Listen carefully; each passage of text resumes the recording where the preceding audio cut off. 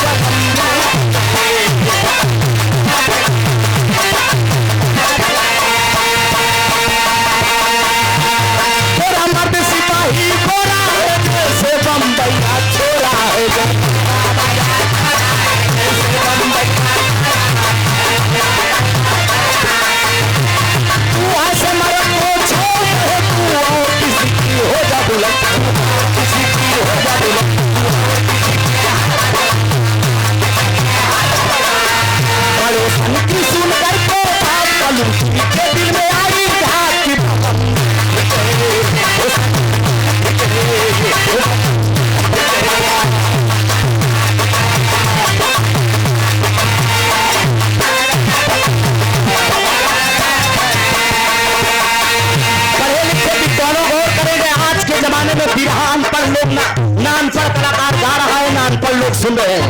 समाज पढ़ी लिखी हो गई है, लेकिन कुछ ऐसे कलाकार मंच को दूषित कर रहे हैं, मंच को दूषित कर रहे हैं फुहर पंडोल को।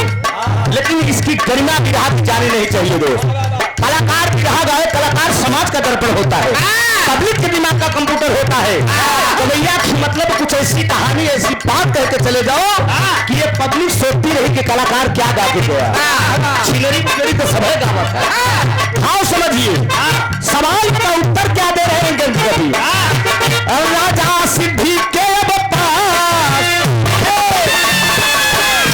राजा सिद्धि के पास पकड़े रानी का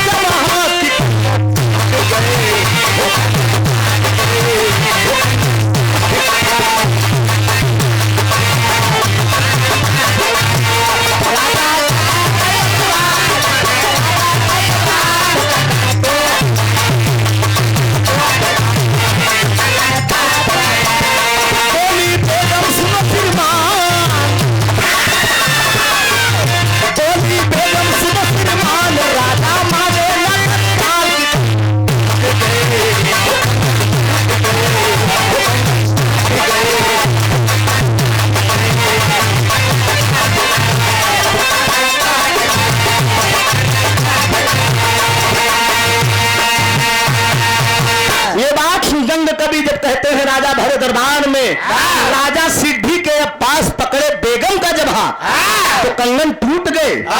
राजा अकबर कहने लगे कभी से मुसाफिर बात पर्दे में कहा सरकार एक बेपर्दा न हुई। बीरबल कहन दवाई सरकार की गंग कवि जवन कहा था इनकर पॉइंट नोट किया जाए। गंग कवि के सामने राजा अकबर कह रहे हैं कि सवाल समझ कर जरा देना। कहा सरकार एकदम समझ के बतावत है तनिक बाव नहीं बा। राजा साहब जब आप सिद्धि के पास पहुंचा तो बेगम साहिबा खड़ी रही गुलब्बा में हाथ डाल के छियार कह के पहले पीछे से आप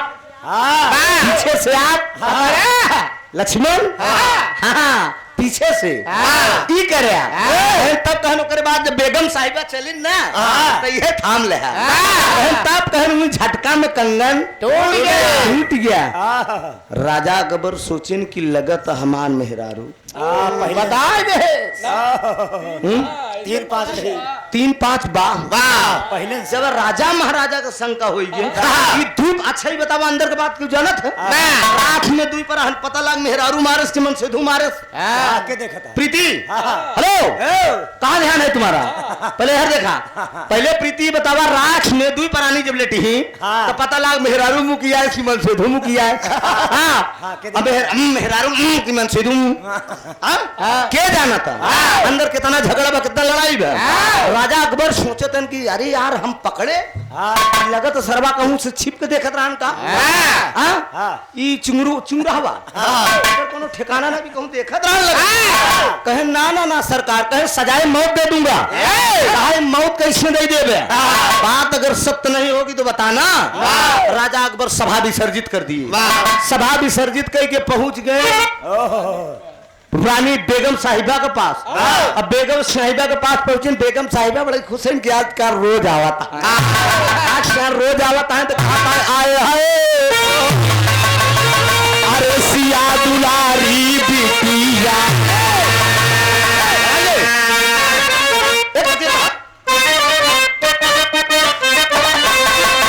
अरे सिया दुलारी बिटिया कन्हई हर नगरी रहल कुआरी सिया दुलारी बिटिया कन्हई हर नगरी रहल कुआरी सिया दुलारी बिटिया हर नगरी रहल कुआरी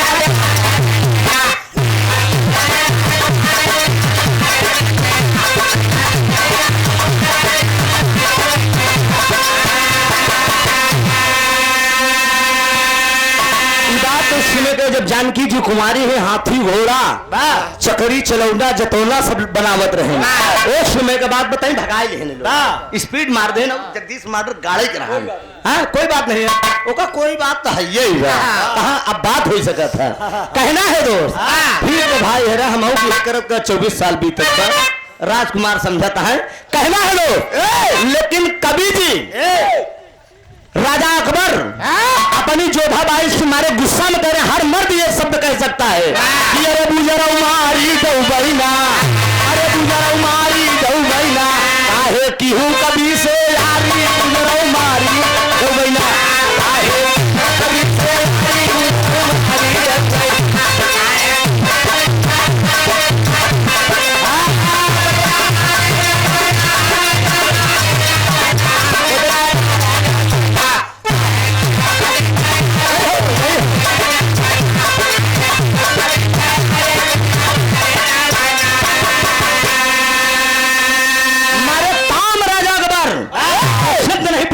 चाहिए वो शब्द प्रयोग कर दिए दो मर्द को जब क्रोध आई जात तो मेहरारू को काजनी काका कह देती मारे क्रोध में कहा हरामखोरी नहीं तो ये बताओ कबीवा का कैसे पता चल गया कबीवा का कैसे पता चला कि कहन हाथ पकड़े तो कंगन टूट गया कहन सरकार भागा कहन हम सवाल करें न कोई बाजा है न कोई बजाने वाला है लेकिन पूरी रात मेरे कान में ठन ठन की आवाज गूंजती रही कहे ये बात कहन हाँ तो कहन इसीलिए तो कहा थे ना कहनी बताओ दुई परानी के बाद तू कबीवा का कैसे पता चला कि हम हाथ तोड़ पकड़े रहे एक सुने मतलब कि तय से 3 पाप जोधाबाई सोचत है कि गजब कई दिन सरकार तर्बे के लाइन दा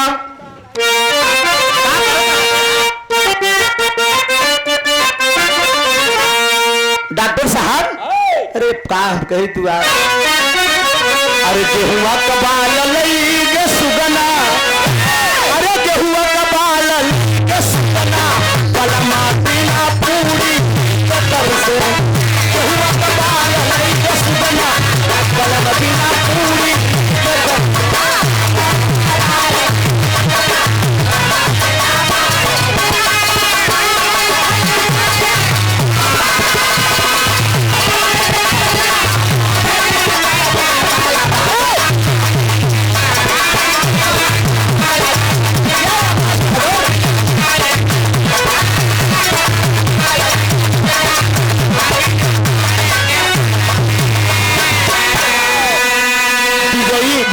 गावत की नैहर में लगे सब भाई अरे नैहर में लगे सब भाई नगर कैसे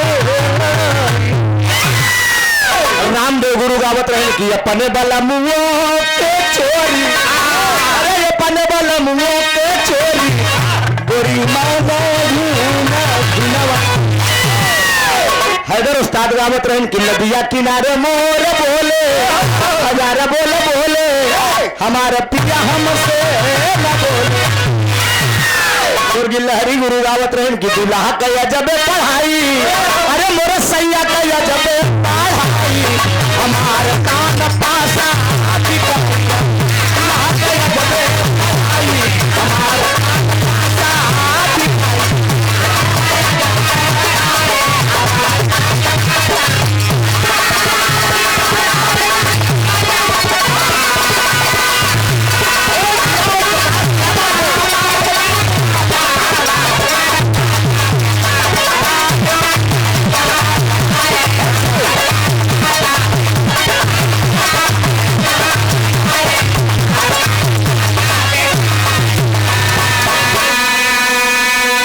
राम कैलाश एक लाइन गावत रहे कि गंगा नहाई हम चलबई, अरे गंगा नहाई हम चलबई, घोड़ैया तमाम प्रकार का लाइन भी। लेकिन बेगम साहिबा को जब राजा अकबर ये बात कहते हैं कि तूने कभी से यारी किया है, गंग कवि को कैसे पता चला कंगन की बात? तो कंगन की बात भरे रात दरबार में गंग कवि ने बताया है। तो वही कहा कि सैया तो है के तना बताई, अरे दुल्हा तो है के तना बताई, शंका तो हरे होई गई जा, दुल्हा तो है के तना बताई, शंका तो हरे होई गई जा।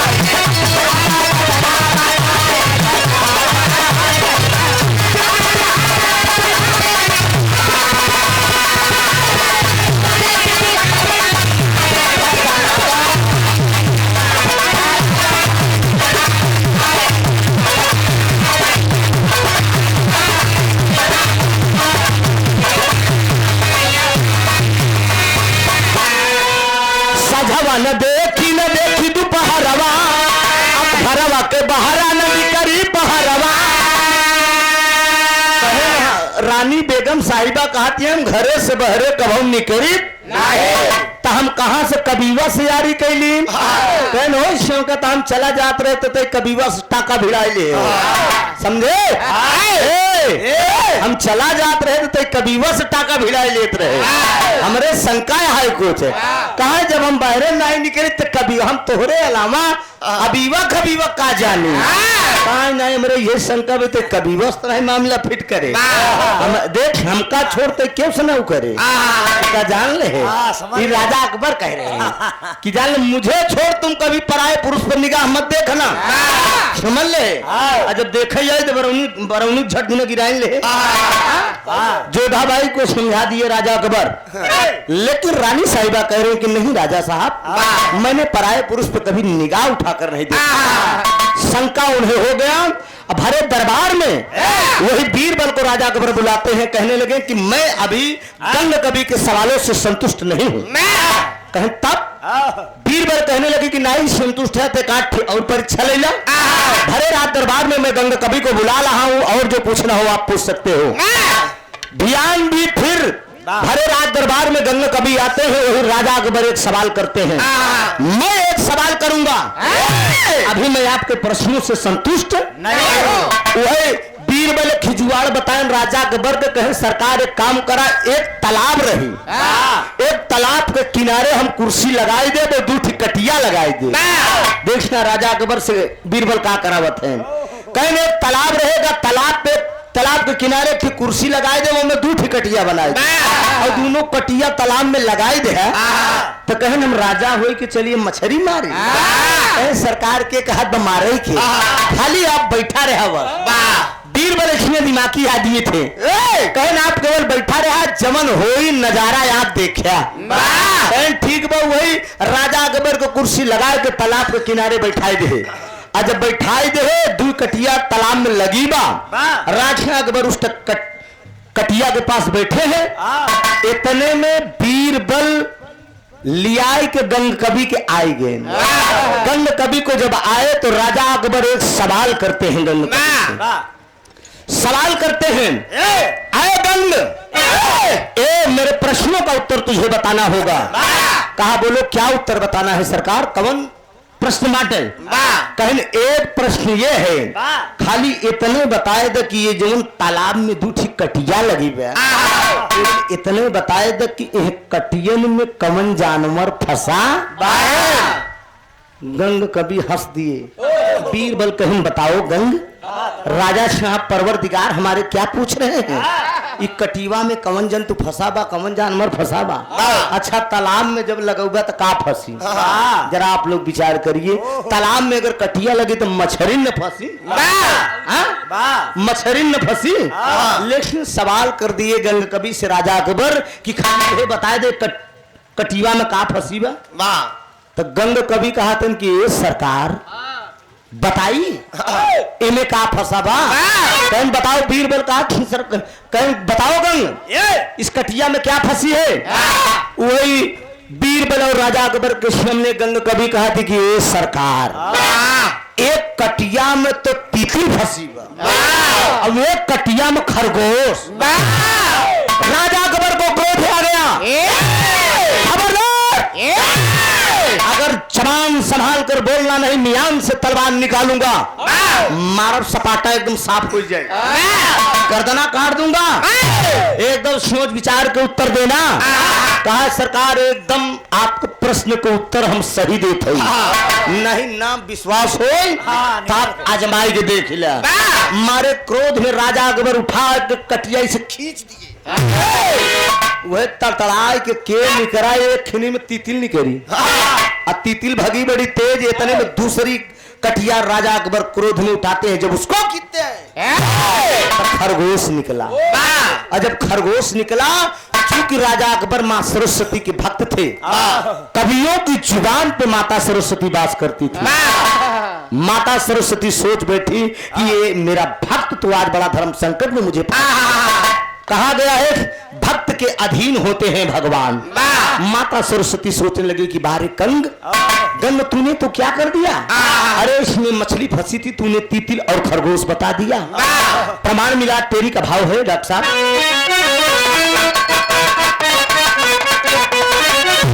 अरे मेरे राम, अरे जुबा से पीड़ा वाली हट गई, अरे जुबा से पीड़ा वाली हट गई, बच गई गंग कबीर की सभा बीच में,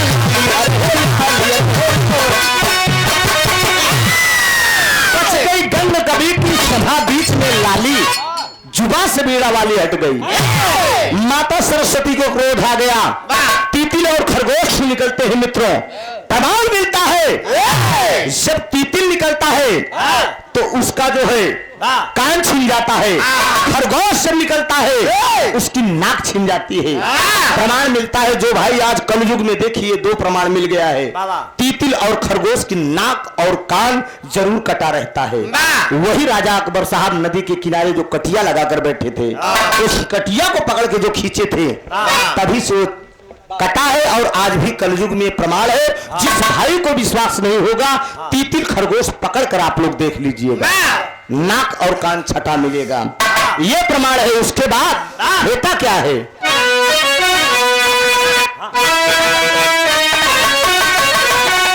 अरे गंग कभी के बाद विजय का डंका शंका भागल, अरे गंग कभी के बाद विजय का डंका शंका भागल बा, अरे सभा भी हो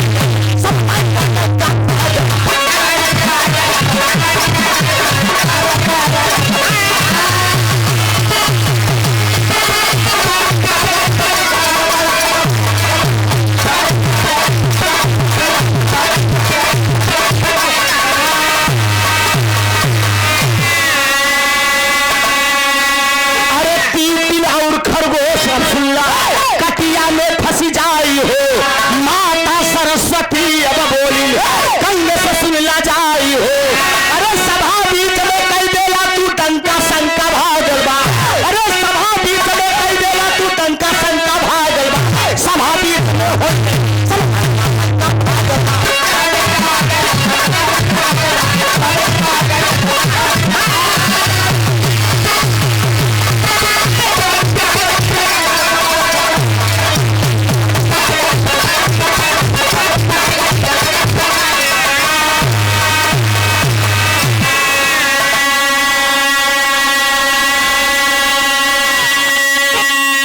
गंग कवि की तो इज्जत माता सरस्वती बचाती है कि यह गंग कवि श्री राजा अकबर के सामने और बीरबल के सामने माता सरस्वती प्रकट होती है। उसी तालाब के किनारे माता सरस्वती प्रकट होती है और गंग कवि से सवाल करते हैं कि गंग तूने ये क्या किया, तूने मछली की जगह तितिल और खरगोश का सवाल कर दिया। राजा अकबर से बता दिया अगर मैं ना फंसती तब क्या होता, इसके मतलब तुम कुछ भी कर दोगे, मैं तेरी जुबान पर अगर बात कर रही हूँ तो तू कुछ भी करने के लिए तैयार है, कुछ भी पकने के लिए तैयार है। आल्हा का भाव लग गया।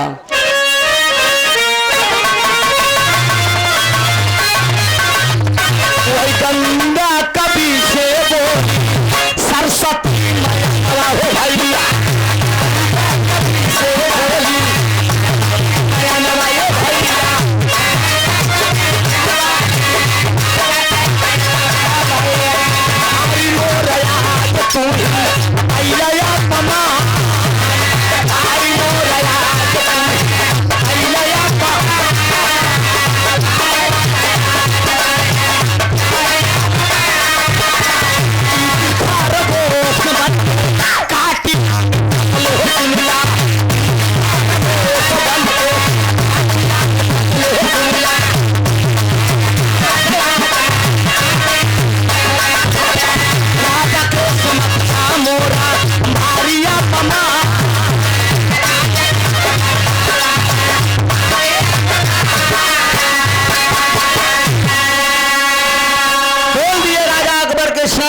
और गंग कवि के सामने माता सरस्वती कहते हल्की सी बूंदी पड़ेगी, बारिश नहीं होगी, टेंशन मत लीजिएगा। सावन का कोनो महीना थोड़ी जो के मार परपराए के वर्षी वो मौसम का मिजाज है, थोड़ा सा आ गया है, ये जरूरी है होना भी, तपन भी काफी है। बोल दिए सुने तूने अपमान किया है, बहुत कम समय का विराह बा, बस आखिरी भाव है बा, कम समय में उसके बाद प्रीति जी का नंबर है।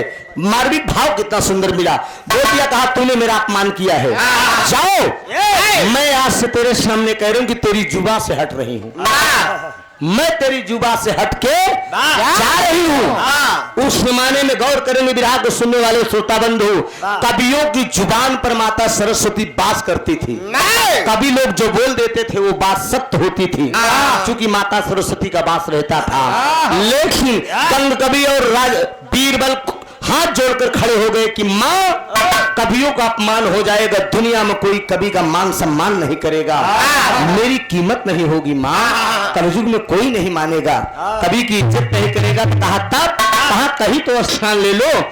एक सवाल करती है माता सरस्वती, जाओ जुबा पर तो नहीं रहूंगी, अगर तुम लोग विनती कर रहे हो तो तेरे मस्तिष्क पे विराजमान हो जा रही है, तेरी कलम में विराजमान हो जा रही है। आज तब से प्रमाण मिलता है किसी कोई भी कवि जो वाणी बोलते हैं वो सत्य नहीं होती है, जो लिखते हैं वो सत्य होता है। कवि की अगर लेखनी चल गई तो समझ लो कि ब्रह्मा की लीक चल गई, जहां न पहुंचे रवि तहां पहुंचे। कलाकार अपनी जुबान से पब्लिक को आकर्षित करता है, कवि अपनी लेखनी से आकर्षित करता है। ये गंग कवि का प्रमाण मिला, गाने का शीर्षक बना तितिल और खरगोश, नाक और कान कटकटी, और कवियों की जुबान से